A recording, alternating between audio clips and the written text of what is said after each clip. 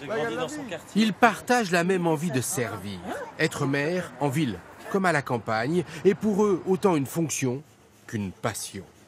Daniel Bard est maire de Blasimont, dans le Bordelais, 940 habitants, 11 employés municipaux. Il touche 960 € par mois pour cette fonction. Il fallait mettre son blouson, Jeannette. Ce n'est pas sérieux.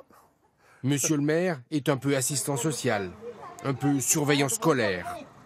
Ton blouson qui tombe là. Il a des projets pour son village. Depuis 4 ans, il tente de faire de l'église désacralisée un petit musée. Mais rien n'avance car les subventions d'État sont en baisse. On se sent étouffé parce que 66 000 € cumulés depuis 2013 jusqu'à 2017, c'est compliqué, donc ça nous oblige de faire des choix. Ça, c'est notre obligation première et à tous les collègues partout en France. C'est aussi ce bout de trottoir au cœur du village qui attendra.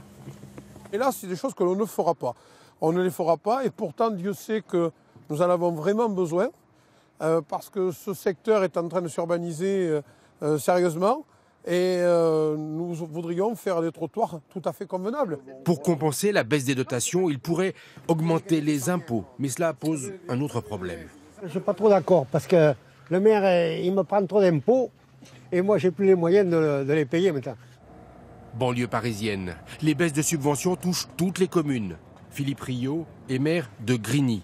30 000 habitants, 650 employés sous ses ordres. Il touche pour cette responsabilité 2 900 €. Ici, la baisse cumulée est de 5,5 millions d'euros en 4 ans. Pourtant, nous sommes dans l'une des villes les plus pauvres de France. 50% des élèves grinois sortent du système scolaire sans diplôme. C'est unique en France. Que 25% uniquement des élèves vont jusqu'au bac. Du coup, la scolarité est sa priorité, mais l'État ne lui facilite pas la tâche. La vie de maire est beaucoup plus dure qu'avant. Elle s'est complexifiée et le rythme s'est accéléré. Et notamment sur les écoles, tous les 3-4 ans, il y a des changements de règles. Un jour, c'était les rythmes scolaires. Aujourd'hui, c'est la mise en place des CP dédoublés. Quel jour sommes-nous aujourd'hui ? Pour dédoubler les classes de CP, il a fallu aménager les écoles. L'année prochaine, il faudra aussi dédoubler les classes de CE1 sur toute la ville. Combien de classes en plus l'an prochain ? Deux. 2 classes. Là, pour le coup, il y aura des travaux. Ça va nous coûter, je pense, beaucoup plus cher. 300, 400, 500 000 €. Ça veut dire des choses qu'on ne va pas faire. Des sorties d'école, par exemple. Philippe Rio est né dans ce quartier, est allé dans cette école. Alors, madame, elle m'a vu haut comme ça. Il se sent au service de cette population. Monsieur le maire. Vous allez bien ? Oui, ça va bien. La situation financière des collectivités locales est catastrophique.